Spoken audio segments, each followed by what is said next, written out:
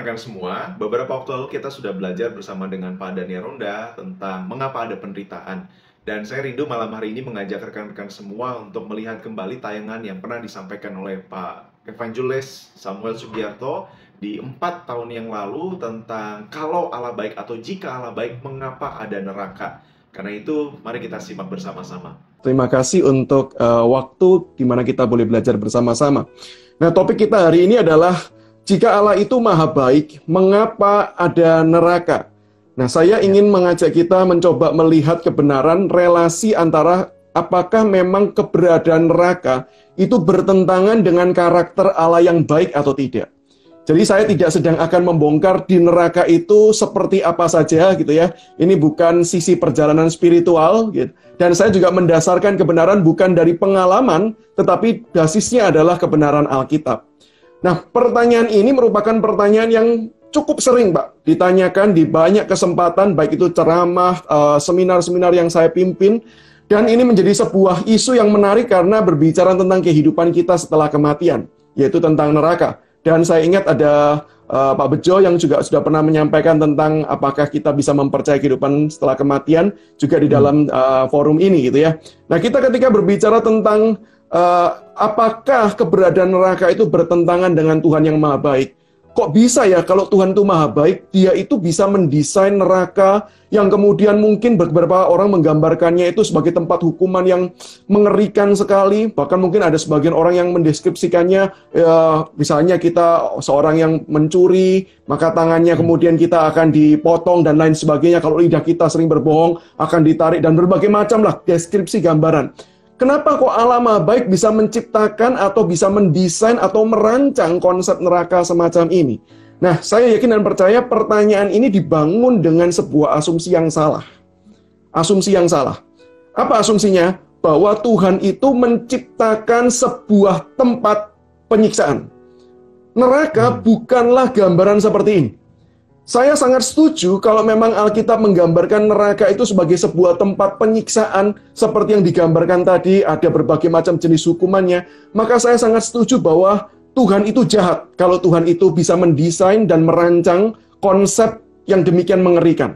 Tetapi gambaran Alkitab tentang neraka bukan seperti ini. Nah, saya mengajak kita mencoba melihat konsep dunia neraka di dalam Alkitab itu seperti apa. Setidaknya di dalam kesempatan ini, karena waktu yang terbatas, saya mengajak kita melihat dua penekanan saja. Yang pertama, Alkitab itu tidak pernah menunjukkan baik surga ataupun neraka di dalam gambaran Alkitab itu sebagai gambaran yang real, yang artinya apa yang tertulis, maka itulah yang kemudian akan kita jumpai nanti ketika kita sudah meninggal. Itu tidak pernah. Gambaran semuanya yang ada di dalam Alkitab itu adalah gambaran yang sifatnya itu analogi, perumpamaan, ilustrasi. Sehingga tidak menggambarkan kondisi yang sesungguhnya akan kita alami itu semacam apa. Kenapa kok saya bisa menyimpulkan seperti ini? Yang pertama adalah, saya yakin dan percaya kita tidak bisa membayangkan konsep surga dan neraka itu karena itu sesuatu hal yang di luar kapasitas pemikiran kita.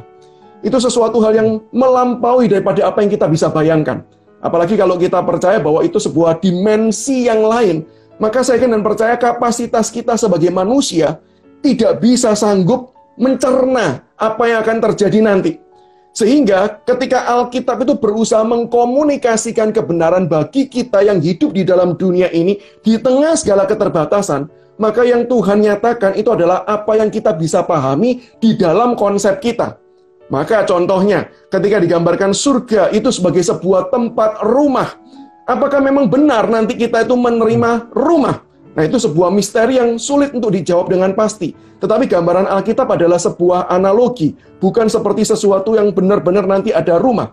Lalu dikatakan lantainya ada emas. Kenapa kok digambarkan seperti itu? Karena mau menggambarkan bahwa apa yang mungkin selama ini orang percaya paling berharga di dalam dunia. Tetapi itu justru bukanlah sesuatu hal yang berharga ketika nanti ada di sorga.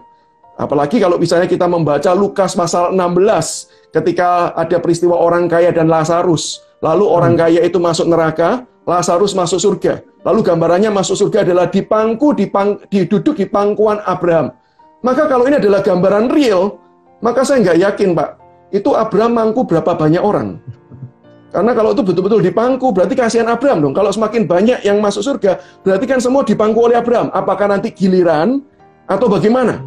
Nah, dengan gambaran-gambaran seperti ini, maka kita bisa menyimpulkan bahwa ini semua cumanlah sebuah simbol untuk menggambarkan sebuah kebenaran tertentu. Dipangku itu artinya diterima. Kalau selama ini Lazarus di dalam dunia ditolak, selama ini dia adalah orang yang tidak diperhatikan, justru ketika dia ada di surga, dia diterima. Nah, itu gambarannya dilukiskan dengan dipangku.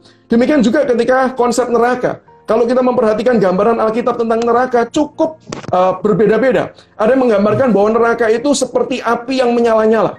Tetapi di bagian yang lain digambarkan bahwa neraka itu adalah sebuah kegelapan yang sangat akan gelap. Nah, bukankah kalau kita ini percaya bahwa itu realis, betul-betul seperti itu, maka terjadi kontradiksi antara api yang harusnya ada terang, tetapi juga gelap. Maka sekali lagi kita harus menerima bahwa Alkitab tidak menggambarkan lukisan real apa yang terjadi nanti di alam nanti itu. Tetapi adalah simbol-simbol untuk menggambarkan sebuah kebenaran yang ditekankan. Maka pertanyaannya, apa sih yang ditekankan? Khususnya ketika kita berbicara tentang neraka. Maka saya percaya penekanannya bukan kepada neraka itu bukanlah kepada sebuah tempat penghukumannya, tetapi neraka itu adalah sebagai sebuah kondisi di mana manusia itu terpisah total dari relasi kasih. Nah, yang kedua, Alkitab itu menyatakan bahwa surga dan neraka itu berbicara soal relasi.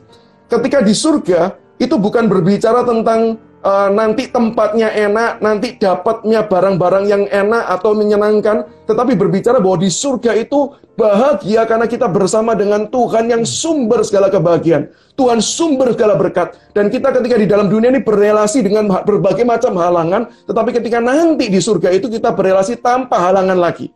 Nah, sementara kalau gambaran neraka, saya acu dari sebuah bagian firman Tuhan, yaitu 2 Tesalonika pasal yang pertama ayat ke-9.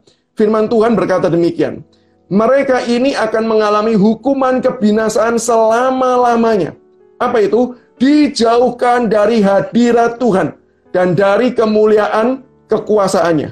Nah, dari gambaran ini, maka apakah neraka itu? Neraka yaitu ketika kita hidup di dalam sebuah kondisi di mana kita itu dijauhkan dari hadirat Tuhan. Kalau boleh saya kasih perumpamaan kira-kira seperti ini, Pak Tony dan rekan-rekan sekalian. Di tangan saya ada sebuah benda. Saya misalkan ini adalah manusia. Selama ini ketika kita hidup di dalam dunia, maka kita hidup itu di dalam topangan tangan kasih karunia Allah. Tetapi manusia yang berdosa adalah manusia yang melawan, berusaha untuk kemudian lepas, berusaha untuk hidup mandiri. Bukankah Alkitab menggambarkan dengan jelas sejak Adam jatuh dalam dosa, kenapa dia memilih untuk jatuh dalam dosa? Karena dia mau hidup mandiri, terlepas dari Allah. Dia ingin mengetahui sendiri apa yang baik dan yang benar. Sehingga ketika manusia hidup di dalam tangan kasih Allah, sepanjang di dalam dunia ini manusia berusaha lepas. Tetapi Tuhan yang Maha Kasih itu tetap menopang. Meskipun manusia menolak, meskipun manusia memberontak, tetap ditopang dengan tangan kasih-Nya. Tetapi nanti ketika di akhir itu, di akhir kehidupan ini, ketika kemudian Tuhan itu kemudian memutuskan pada manusia, sekarang keputusanmu apa? Apakah kamu tetap betul-betul mau supaya lepas sebagaimana yang kamu inginkan selama ini? Dan saya yakin dan percaya itulah gambaran orang berdosa. Mereka akan tetap berkata, iya, saya mau lepas daripadamu. Saya tidak mau lagi ada di dalam tanganmu. Maka pada waktu itulah, setelah kita hidup bukan di dunia ini, tetapi nanti ketika kita diadili, maka yang terjadi adalah Tuhan memberikan kepada manusia apa yang memang manusia itu inginkan. Yaitu apa? Dilepaskan. Sehingga inilah neraka. Kondisi ketika dilepaskan, tidak lagi merasakan kasih karunia Allah, tidak lagi merasakan akan segala kebaikan Allah, tidak lagi disambungkan dengan Allah yang sumber kasih karunia dan rahmat. Itulah hukuman yang kekal itu. Sehingga dari ilustrasi ini, Pak, saya ingin menyimpulkan demikian. Satu, neraka itu adalah justru bukti kasih Allah yang memberikan kepada manusia apa yang mereka inginkan. Ketika mereka terus-menerus memilih untuk menolak Tuhan, maka Tuhan memberikan apa yang mereka minta tersebut. Kalau kita nanti punya kesempatan membaca di dalam gambaran Lukas 16, di sana dituliskan dengan jelas ketika orang kaya tersebut sudah masuk ke dalam tempat penghukuman, dia tidak bertobat. Gambarannya dia tetap menjadi seorang yang jahat.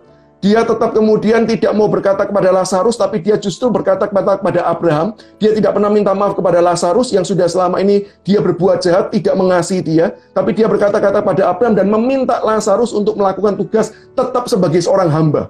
Bayangkan, tetap sudah mengalami penghukuman, tetap tidak menyadari kesalahan, tetap merendahkan orang lain. Nah, itulah gambaran orang berdosa. Sehingga neraka itu adalah kondisi di mana memang manusia memilih untuk lepas dari Tuhan dan Tuhan mengiyakan. Selama hidup, Tuhan menopang. Tetapi nanti waktunya ketika manusia sudah mati, maka Tuhan memberikan kepada manusia apa yang memang manusia itu harapkan dan inginkan. Dan yang kedua, kesimpulan saya adalah, jika kita saat ini masih hidup dan kita mempelajari kebenaran yang kita pelajari hari ini, maka kalau kita sadar kita masih hidup, itu artinya kita ditopang dengan kasih karunia Allah. Terlepas kita itu menerima, terlepas kita mengakui, terlepas kita itu setuju, atau bahkan kemudian kita tetap memberontak dan memakai semua karunia Allah itu, tetap Allah itu menopang dengan kasih-Nya. Maka ketika kita hidup dalam dunia, kita selalu merasakan kasih berkat-berkat umum. Bukankah Injil Matius juga menuliskan, Tuhan itu adalah Bapa yang baik, yang memberikan matahari baik kepada orang yang benar maupun kepada orang yang jahat. Memberikan hujan baik juga kepada orang yang benar dan orang yang jahat. Ini adalah bukti kasih karunia Allah, berkat umum bagi semua orang. Tetapi juga selama kita hidup di dalam dunia ini, Allah juga tetap menopang kita dengan kasih, yaitu apa? Dengan menyatakan kasih-Nya yang paling besar melalui karya Yesus Kristus yang bersedia mati di atas kayu salib, menanggung dosa-dosa kita. Supaya apa? Satu kali Yesus datang ke dalam dunia, satu kali Yesus harus mengalami keterpisahan. Maka kalau kita mengingat di atas kayu salib, Yesus berteriak, Eli, Eli, lama sabachthani. Allahku, Allahku, mengapa engkau meninggalkan aku? Itulah gambaran dipisahkan dengan kasih Allah. Harusnya hukuman yang ditanggung oleh manusia, tetapi Yesus yang menanggungnya. Dan sejak satu kali Yesus menanggungnya itu, Yesus mau menjamin bahwa selama-lamanya tidak ada orang yang perlu untuk menanggung hukuman itu ketika mereka mau hidup di dalam Yesus Kristus. Maka hari ini ketika kita masih punya kesempatan menikmati segala berkat-berkat umum Tuhan, termasuk berkat keselamatan yang dihadirkan di dalam Yesus Kristus. Mari saya mengundang setiap kita boleh meresponi kebenaran firman Tuhan ini dengan tepat. Mari kita meresponinya dengan mau menyerahkan hidup kita. Bukan lagi mengandalkan kekuatan kita. Karena mengandalkan kebaikan kita, kita tidak mungkin bisa berbuat baik sebagaimana yang Allah harapkan. Tetapi ketika kita bergantung dan berserah kepada Tuhan yang penuh kasih karunia, yang menopang kita di dalam kasih-Nya senantiasa, di waktu itulah hidup saat ini, kita akan hidup di dalam kasih-Nya, termasuk nanti ketika kita meninggal, kita juga akan hidup terus-menerus di dalam kasih karunia Allah. Ini adalah undangan untuk setiap kita, untuk kita boleh bergumul memikirkan dengan serius apa yang menjadi respon kita ketika kita mengetahui tentang hal neraka ini.